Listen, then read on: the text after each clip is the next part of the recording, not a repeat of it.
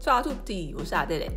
对，你没看错，这是甜不辣和欧len这个影片是我的台湾盐酥鸡梦之2部曲，一个我相当引以自豪的鱼板食谱。我超爱吃鱼板串、甜不辣、欧len这系列的东西，但是身在欧洲啊，好吃的鱼板不好买，所以我开始在网络上收集研究鱼板的做法。终于总结出这份质地 Q 弹扎实，不会皱皮，拿来油炸、炭烤、煮汤、涮火锅都可以，对我来讲根本完美的配方。我决定要把这个配方拿出来分享，跟大家一起解锁炸欧len甜不辣、关东煮、鱼板汤、辣炒鱼板年糕等等等等等所有会用到鱼板的料理。没有在开玩笑，哪天我工作不干了，我要拿这个配方去开店。补充一下，食谱里的虾肉和猪板油是让整体口感再升级的秘密，加虾肉会多一点鲜甜，加猪板油会多一点滑润肉汁。制作鱼板最好选择白肉鱼，我的坐标在意大利拿坡里，这里的鱼店可以买到这种处理好的淡水河鲈鱼菲力，1公斤大概12欧元上下，非常实惠方便。其他用鲷鱼、旗鱼等也是不错的选择。鱼肉前一天称好，分装冷冻。制作前3个小时取出来放在室温环境，因为我们要用厨房料理机把鱼肉打成鱼浆。为了避免搅打过程产生的热影响鱼肉蛋白出胶，一定要使用像这样半冻状态的鱼肉。把鱼肉切成小块之后放进料理机，加盐开始高速搅打。为了避免机器负荷太大，我把1公斤的鱼肉分成3批操作。当你看到这样鱼肉开始团成球状，绕着壁边旋转的时候，大概是出5分焦的状态。还没好哦，继续打。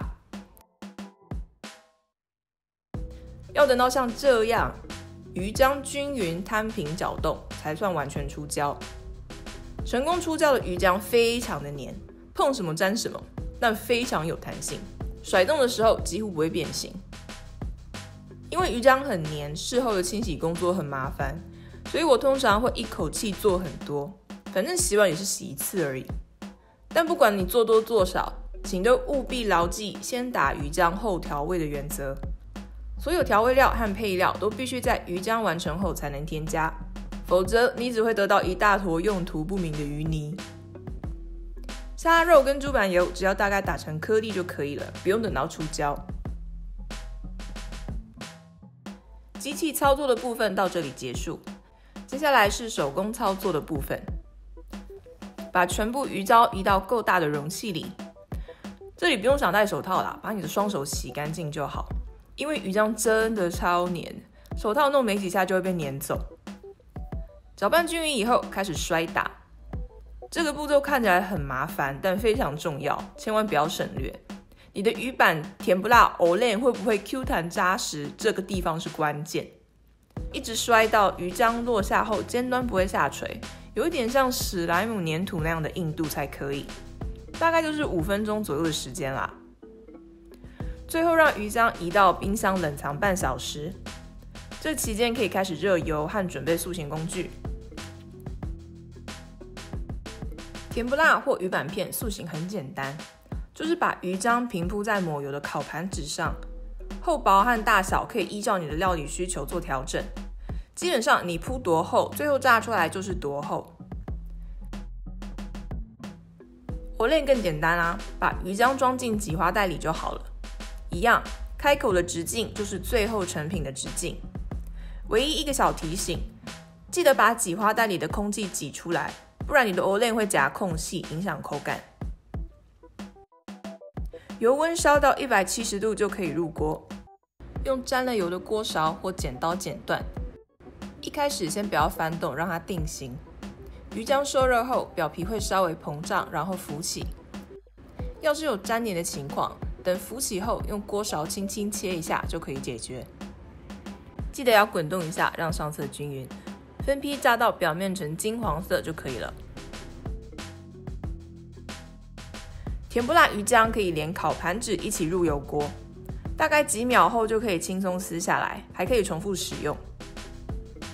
听说从鱼板的名称可以知道你是哪里人，我都叫长条形的 Olen， 片状的叫甜不辣。我是台南人啦，不知道大家有没有其他不一样的叫法？我真的超爱这份鱼板配方，炸完不回缩，皮不会皱皱丑丑的，口感扎实，鱼香十足，还吃得到甜甜的虾肉颗粒。其实你还可以加入其他配料哦，像脱水的牛蒡丝啊、红萝卜丝、葱花等等的。真的啦，你自己做过一次你就知道外面买的都是。我知道有人要问，这份鱼浆可以拿来做水煮鱼丸吗？答案是完全可以。有图有影片为证，这份鱼浆做成鱼丸也超级好吃。炸好煮好之后，可以分装冷冻保存。有时候我没时间煮饭，或半夜肚子饿，又不想吃意大利面，随便煮个汤，加几片鱼板和一点泡面就非常解馋。好，我决定了，现在就要去煮一锅鱼板泡面。如果你喜欢今天的食谱影片，欢迎按赞、分享或订阅我的频道，记得开启小铃铛。要是下次我发布了米血食谱，你才不会漏看哦。我是阿戴，下次再见喽，悄悄。